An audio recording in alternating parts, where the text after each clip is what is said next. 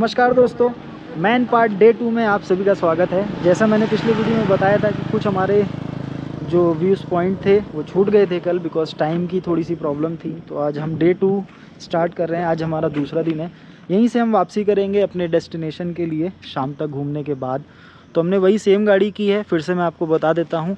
और हमारे जो कुछ स्पॉट छूटे हुए थे, यानी एक तो जलपरी है, यहाँ पे कोई फेमस जगह है, जलपरी पॉइंट है, फिश पॉइंट है, और भी एक दो पॉइंट्स हैं जो फेमस हैं, उसे हम आज कवर करने वाले हैं इस वीडियो के माध्यम से। इस वीडियो के माध्यम से आज मैं आपको वो चीज़ें भी बताऊंगा कि हमारा टोटल खर्चा कितना लगा, हम लोग कितने लोग आए थे, और यदि आप मैन पार्ट घूमने आते हैं तो आपको उसमें क्या खर्चा करना चाहिए और कितने बजट तक आपको यहाँ पे बना के आना चाहिए। ये सारी जानकारी इस वीडियो के माध्यम से आपको मिलने वाली है।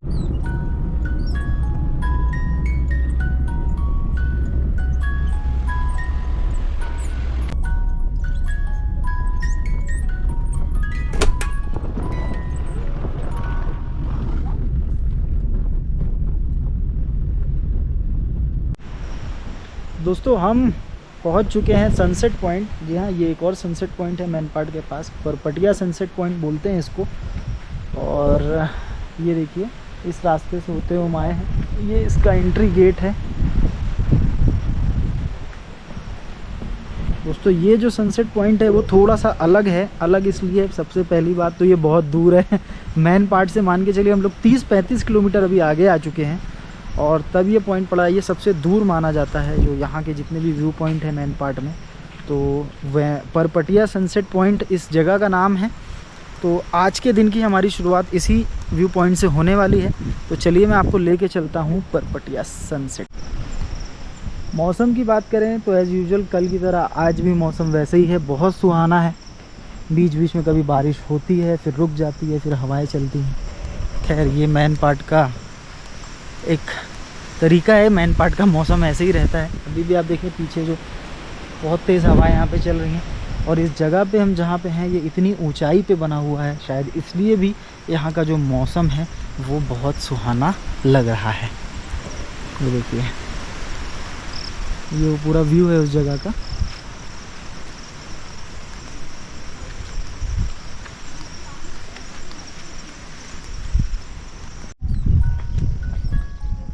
तो गाइस, ये रहा वो परपटिया सनसेट पॉइंट।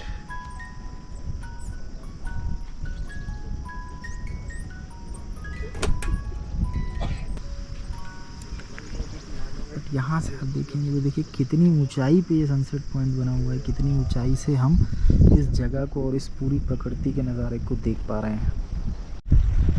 हम भी जब अभी यहाँ आए हैं तो हमें कोई ख़ास टूरिस्ट तो उतने नहीं दिखे, सिर्फ एक ग्रुप दिखा है 3 लोगों का जो यहाँ पे सनसेट पॉइंट का व्यू देखने आए हैं। उसके अलावा अगर आप देखेंगे तो चारों तरफ आपको कोई भी नहीं दिखेगा। कुछ लोकल विलेजर्स हैं जो आसपास के गांव के हैं, वही हमें केवल रास्ते में मिले थे। और उसके अलावा सिर्फ और सिर्फ ये हवाएं, ये पहाड़, ये पर्वत और ये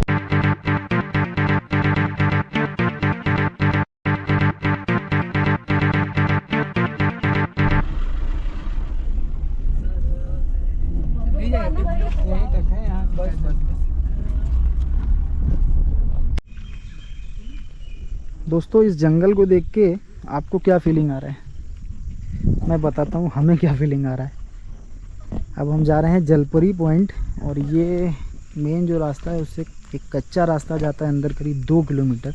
तो 2 किलोमीटर की तो हमारी अब होगी ट्रैकिंग, यानी 2 किलोमीटर में पैदल चलना पड़ेगा इस जंगल के रास्ते में। ये गाड़ी हमारी इसके आगे नहीं जा सकती, तो ये गाड़ी यहीं खड़ी होगी। और अब हम यहाँ से 2 किलोमीटर अंदर ट्रैक करेंगे जंगल के खतरनाक और कच्चे रास्ते पर चलते हुए। हमें जाना है जलपरी पॉइंट। तो चलिए चलते हैं और मैं आपको दिखाता हूँ कि ये रास्ता कैसा है और हमें कितना समय लगने वाला है। क्योंकि अगर 2 किलोमीटर है तो मान के चलिए कम से कम हमें 20 से 25 मिनट तो लगेगा ही। दोस्तों, हमारा जलपरी पॉइंट के लिए जो ट्रैकिंग है वो स्टार्ट हो गया है। करीब 2 किलोमीटर की हमें ट्रैकिंग करनी है जंगल के रास्ते में, जैसा कि आप देख पा रहे हैं। इसके राइट साइड में एक नाला जैसा बह रहा है, इसके जस्ट पीछे की तरफ, और ये वो रास्ता है। हमारे ग्रुप के जितने लोग हैं वो तो आगे हैं और मैं पीछे रह गया हूँ। बट कोई नहीं, मैं तो जंगलों में आता रहता हूँ, इसलिए मुझे कोई डर नहीं लगता यहाँ पे। कि मुझे बहुत मज़ा आता है ऐसी जगहों पे जब मैं आता हूँ। इस हरियाली को, इस जंगल की जो फील है, जो शांति है, जब आप आते हैं ऐसी जगहों पे ना, तो जो मन है वो अपने आप ही अच्छा हो जाता है।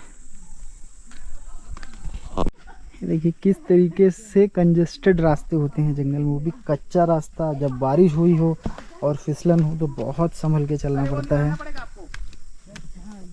यहाँ पे नहीं पड़ेगा, यहाँ पे नहीं पड़ेगा, उतरो ना। देखिए राइट साइड में जो एक नाला जैसा बह रहा है वो मैंने आपको बताया।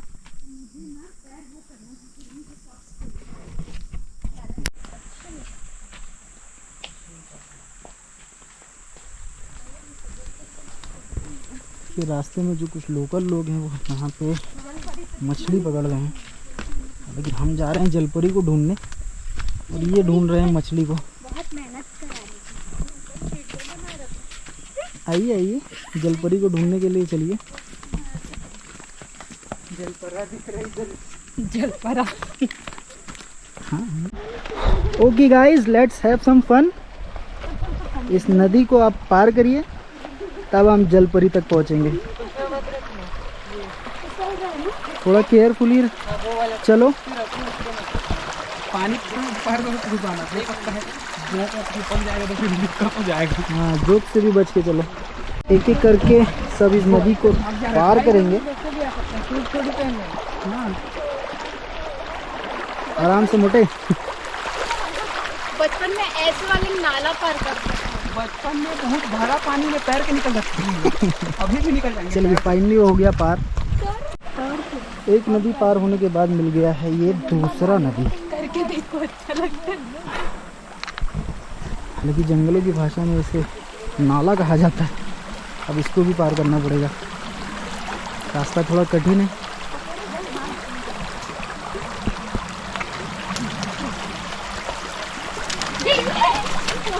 क्या कर रहे हो?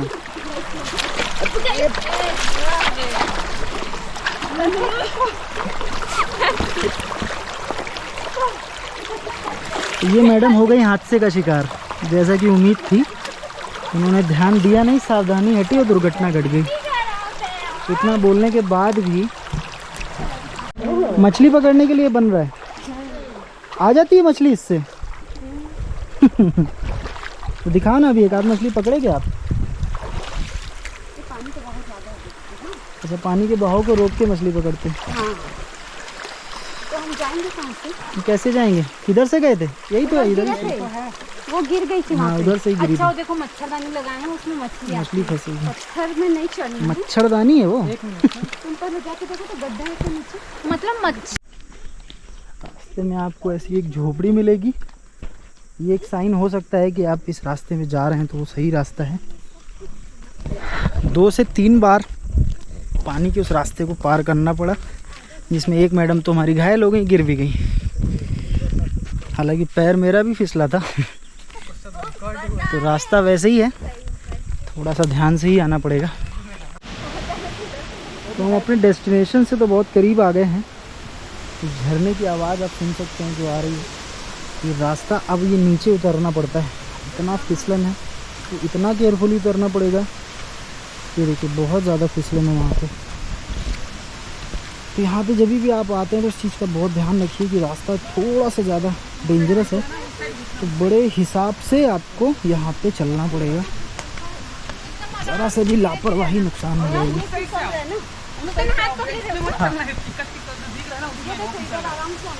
ये नीचे की तरफ भी उतर के और वो सामने की तरफ जाना है।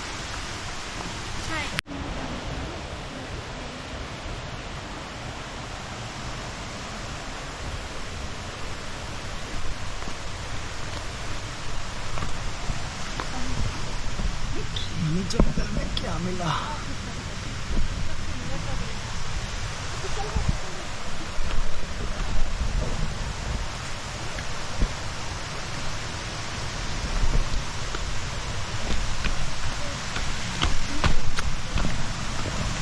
फाइनली आ गए।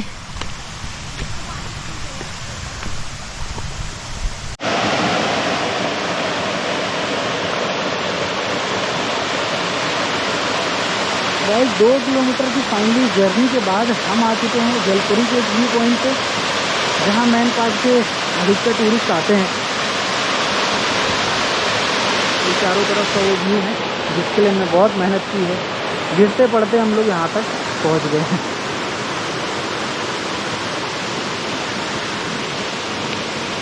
ये सब हमारे साथी, और शायद यही वो जो पानी है जो हमें आगे रास्ते में मिल रहा था 2-3 बार, जिसे हमें पार करना पड़ा। तो देखिए ये झरना बहते हुए सामने की तरफ जा रहा है,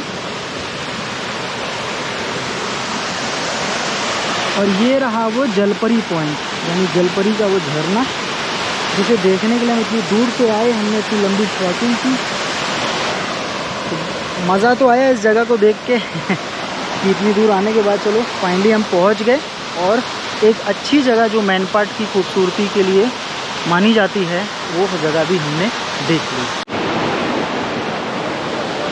अगर इस झरने की बात करें तो हालांकि बहुत ज़्यादा ऊंचाई तो नहीं दिख रही है, 20-30 फीट के आसपास होनी चाहिए, बट उसका जो फ्लो है बहुत अच्छा है। पानी एकदम साफ है यूजुअल, क्योंकि जंगल में जब आप कहीं किसी झरना देखते हैं तो पानी साफ होता है। शायद आप तो आएंगे तो शायद नहाने का भी मन कर जाए और थोड़ा वो रिस्की होता है, क्योंकि पानी की गहराई यहाँ पे क्या है कुछ किसी को नहीं पता है, सब नए हैं। इसलिए बेहतर है कि बाहर से ही उसका आनंद लिया जाए और इस जंगल की खूबसूरती को अपनी आंखों से निहारा जाए।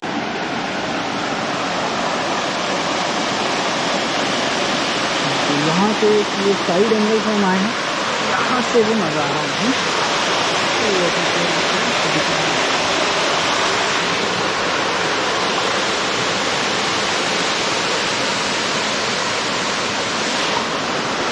तो बहुत मज़ा आया यहाँ पे आके बहुत अच्छा लगा। अब हम यहाँ से आगे बढ़ेंगे अपने नेक्स्ट पॉइंट, जो मछली पॉइंट है, फिश पॉइंट जिसको बोलते हैं। रास्ते में ही मिला था वो हमें, अब हम आपको वहाँ लेके चलने वाले हैं। गाइस जलपरी पॉइंट के बाद ये नेक्स्ट पॉइंट जो मैंने आपको बताया था, फिश पॉइंट इसको कहते हैं, यानी कि मछली पॉइंट। अब ये क्यों कहा जाता है ये चल के देखते हैं। ये एक डैम है, कितनी खूबसूरती से ये डैम बनाया हुआ है।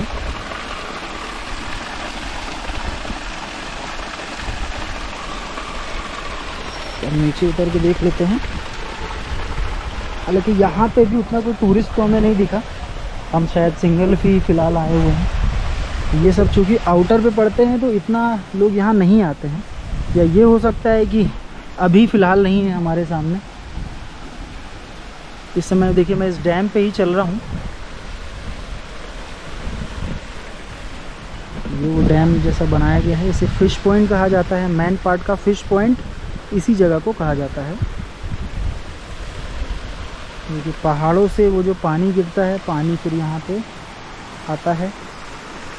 हालांकि अभी बारिश की शुरुआत है, थोड़ा जैसे जैसे बारिश बढ़ेगी ना तो उसके बाद ये पानी का लेवल और बढ़ेगा, और शायद एक टाइम ऐसा आएगा कि इस समय हम जहाँ पे खड़े हैं फ़िश पॉइंट पे, ये डैम के पास में, यहाँ पे खड़े होने के लिए जगह नहीं होगी, क्योंकि पानी का जो लेवल है वो बहुत ऊपर की तरफ आ जाएगा।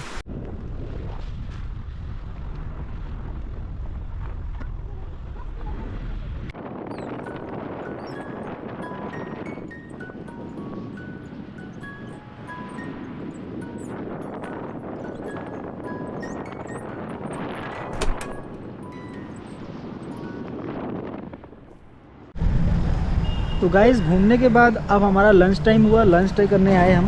ये मेन मार्केट से थोड़ा सा आगे आप आएंगे तो एक छोटा सा ढाबा जैसा ही है। बाहर से देखने में आपको बहुत कॉमन सा लगेगा, ये एकांत होटल एंड ढाबा करके है। ये बहुत बाहर से तो कॉमन था, बट यहाँ पे अंदर आके आपको मैं दिखाता हूँ। खाना बहुत अच्छा बनाते हैं ये लोग, और दूसरी बात है खाना चूल्हे में बनाते हैं। तो चूल्हे का खाना का जो स्वाद होता है वो तो आप भी जानते हैं, बहुत अच्छा होता है। तो हमने इसको चुना, ना कि कोई अच्छा होटल, क्योंकि जहाँ पे हम रुके थे लास्ट कल हमने वहीं पे खाना खाया, सुबह वहीं नाश्ता किया। तो अब हमने सोचा एक बार कुछ नई जगह ट्राई करते हैं, यहाँ कैसा है। तो मैं आपको दिखाता हूँ कि इस चूल्हे के खाने में क्या होता है।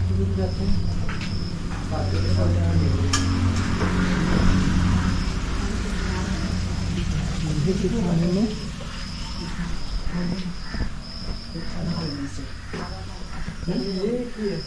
मसाला है।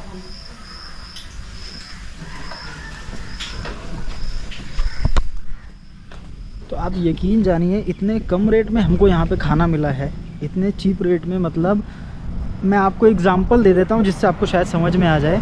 सुबह का जो हमने नाश्ता किया था 6 लोगों का, वो 550 रुपये का नाश्ता हुआ था उस होटल में जहाँ पे हम रुके।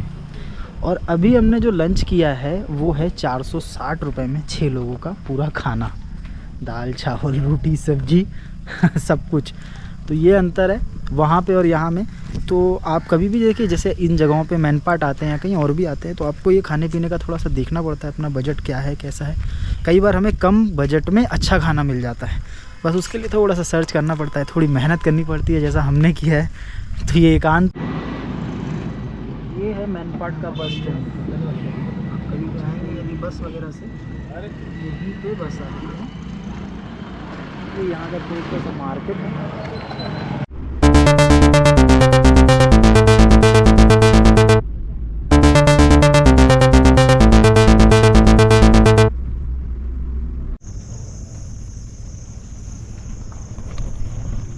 गाइस हम आ गए हैं अंबिकापुर रेलवे स्टेशन। 2 दिन की हमारी मैनपाट की यात्रा हो गई समाप्त। आज के दिन हमने जो टूर किया डे 2 में, वो कई सारे व्यूज़ पॉइंट पे हम गए, कवर किए। उसके बाद डायरेक्ट हम आ गए अपने डेस्टिनेशन अंबिकापुर, जहाँ से हमें जाना है वापस अपने घर। तो गाइज़ ये वीडियो आपको कैसा लगा ज़रूर बताइएगा कमेंट सेक्शन में, लाइक एंड शेयर कीजिएगा इस वीडियो को। और उसके अलावा मैं आपको अब कुछ बातें बताता हूँ इस टूर से रिलेटेड, जो हाईलाइट्स हैं, जो ज़रूरी बातें हैं आप लोगों के लिए यदि आप इस वीडियो के माध्यम से मैनपाट आते हैं तो।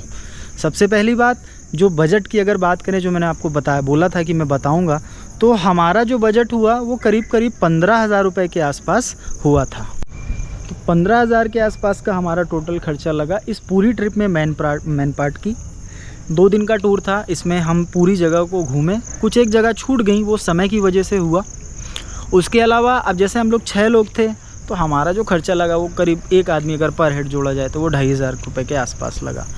तो ये रही बजट से रिलेटेड सारी बातें कि अगर आप मैनपाट आते हैं, मैनपाट हिल स्टेशन का टूर करते हैं, इस वीडियो को देखने के बाद यदि आप कुछ प्लान बनाते हैं, तो अगर आप बजट देखेंगे तो इसके आसपास का आपका बजट होगा। बट द थिंग इज़ कि अगर मैटर ये करता है कि आपके पास पर्सन कितने, नंबर ऑफ़ पर्सन डिसाइड कि वो बजट क्या होता है। हमारे पास 6 लोग थे तो हमारा पर हेड पैसा कम लगा, अगर कम लोग होते तो पैसा ज़्यादा लगता। तो ये सारी बातें होती हैं कि आप कितने लोग आ रहे हैं, किस हिसाब से आ रहे हैं, वो इसका बजट। वो गाड़ी 2 दिन के लिए हमने बुक की थी, टोटल 4800 से हमारी बात हुई थी। 4800 रुपये में उसने 2 दिन के लिए हमें वो गाड़ी दी, जिसमें उसने पूरा 2 दिन हमें वहाँ घुमाया और उसके बाद अंबिकापुर रेलवे स्टेशन तक छोड़ा मैनपाट से। जबकि अगर आप मैनपाट से अंबिकापुर सिर्फ आएंगे स्टेशन तक या अंबिकापुर शहर तक, तो उसका जो रेट है वो 2,000 रुपये, यानी कि 2,000 रुपये तो आपको वैसे आने का ही लगता है। तो हमने जो बजट बनाया तो हमें लगा कि ये गाड़ी हमारे लिए सूटेबल है इस बजट में। अगर आपको 4800 रुपये में वो दोनों दिन घुमा भी रहा है और वापस आपको अंबिकापुर रेलवे स्टेशन छोड़ रहा है, तो ये बेहतर है। तो इसके लिए हमने उसे चुना। टोटल जो हमारा खर्चा है वो मैंने आपको बता दिया। उसके अलावा हम बहुत सारी जगह घूमे। इस वीडियो के माध्यम से आपको भी बहुत सारी जानकारियाँ मिली। मुझे उम्मीद है ये वीडियो आपको पसंद आया होगा। तो प्लीज़ पसंद आया हो तो लाइक एंड शेयर बिल्कुल करिएगा इस वीडियो को। यदि आप इस चैनल पर नए हैं तो इसे सब्सक्राइब कर लीजिए। बने रहिए हमारे साथ। बहुत बहुत धन्यवाद।